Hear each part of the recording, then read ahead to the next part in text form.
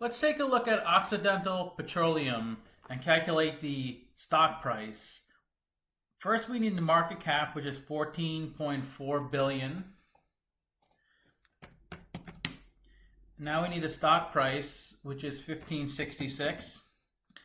So to figure out the shares outstanding, it's just a market cap divided by stock price. That gives you shares outstanding 920 million. To calculate the value of a company, you have to estimate the future free cash flows, discount those dollar amounts back to today's value, and that way you have the value of the company. Now you take that number, divide it by the number of shares outstanding, and you calculate the stock price. That's what we call the intrinsic value.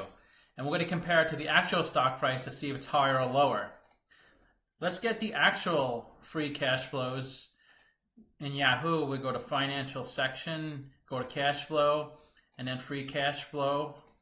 And this is the cash that's left over after operating a business in a given time period.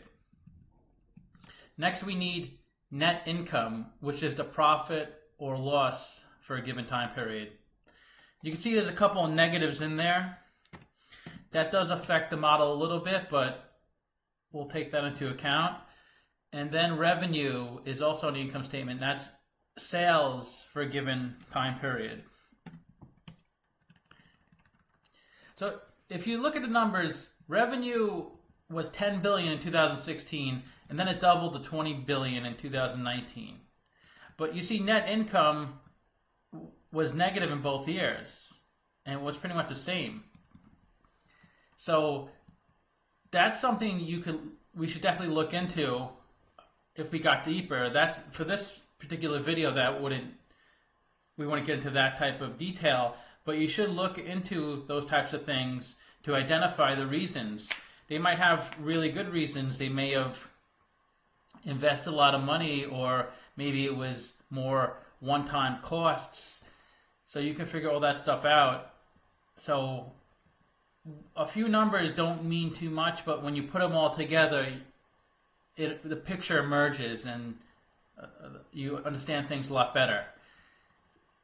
The next part of the model, though, we need to look at the capital structure of this company and figure out the discount rate we need to apply to the future cash flows. So the interest expense is the interest they pay on their debt. That's $1 billion. Let's go to the balance sheet to see how much debt they have. We'll go to liabilities. And current debt is only 51 million. That's debt due within 12 months. And then the long-term debt is debt due beyond 12 months. That's 38 billion. So they have a good amount of debt.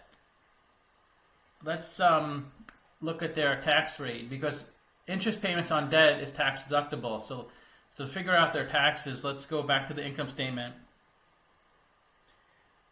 And you can see in the income statement, in 2019, they had 186 million of income before taxes, but they paid 693 million of taxes. So obviously there was something going on that year where they took a big deduction. So that doesn't make sense unless you compare it to other years and figure out why. But we just want the effective tax rate. So let's do the 2018 income of 5 billion, and they paid 1.5 billion in taxes. So the 28% tax rate. So the cost of debt is only 2%. They have a lot of debt. It's a pretty leveraged company. 73% of the capital structure is debt. And that's something that's a little concerning if you're investing in this company. But for the model, at least, that's being taken into account. So they do get a deduction based on the debt they have. I built that into the model a couple of weeks back. Now we need the cost of equity. So let's look at the beta. That's the volatility of the stock. It's 0.96. That's a good beta. So the stock is not volatile at all. And when you combine the cost of equity and cost of debt, you get the weighted average cost of capital. That's 4.1%. And that's the discount rate we're going to apply to the future cash flows. So we estimated the future cash flows up here for 4 years. Then we did a terminal value all years past year 4. Then we discounted those numbers using the WACC. And the value of the company is $37 billion. And when you divide that by 920 million shares, you get a stock price of $40. and it's trading at about $15 or $16. So it's trading at a 61% discount. So it's considered a buy. And you could see a few months ago it was trading well over 40, even maybe close to 80.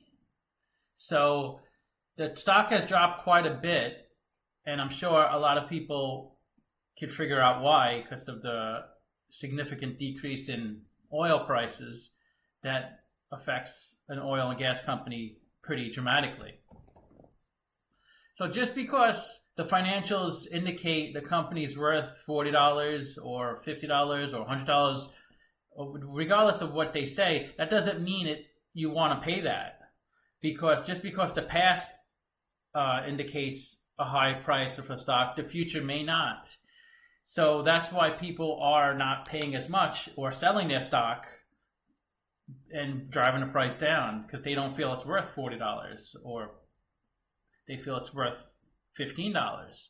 Now it's your job to kind of figure that out. Is it worth more in the future? That's a hard thing to identify, but let me know what you think in the comments if you have any ideas on this company and if you want to do any other tickers. Thanks for watching.